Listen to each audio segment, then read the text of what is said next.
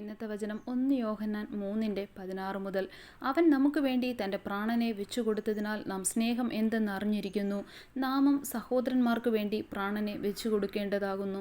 എന്നാൽ ഈ ലോകത്തിലെ വസ്തുവക ഉള്ളവൻ ആരെങ്കിലും തൻ്റെ സഹോദരന് മുട്ടുള്ളത് കണ്ടിട്ട് അവനോട് മനസ്സലിവ് കാണിക്കാതിരുന്നാൽ ദൈവത്തിൻ്റെ സ്നേഹം അവനിൽ എങ്ങനെ വസിക്കും? കുഞ്ഞുങ്ങളെ, നാം വാക്കിനാലും നാവിനാലുമല്ല, പ്രവൃത്തിയിലും സത്യത്തിലും തന്നെ സ്നേഹിക്കുക. നാം സത്യത്തിൻ്റെ പക്ഷത്ത് നിൽക്കുന്നവർ എന്ന് ഇതിനാൽ അറിയും. നാം ഹൃദയം നമ്മെ കുറ്റം വിധിക്കുന്നു എങ്കിൽ ദൈവം നമ്മുടെ ഹൃദയത്തേക്കാൾ വലിയവനും എല്ലാം അറിയുന്നവനും എന്ന് നമ്മുടെ ഹൃദയത്തെ അവൻ്റെ സന്നിധിയിൽ ഉറപ്പിക്കാം. പ്രിയമുള്ളവരെ, ഹൃദയം നമ്മെ കുറ്റം വിധിക്കുന്നില്ലെങ്കിൽ നമുക്ക് ദൈവത്തോട് പ്രാഗൽഭ്യമുണ്ട്. അവൻ്റെ കൽപ്പനകളെ നാം പ്രമാണിച്ച് അവന് പ്രസാദമുള്ളത് ചെയ്യുന്നതുകൊണ്ട് എന്ത് യാചിച്ചാലും അവങ്കൽ നിന്ന് ലഭിക്കും.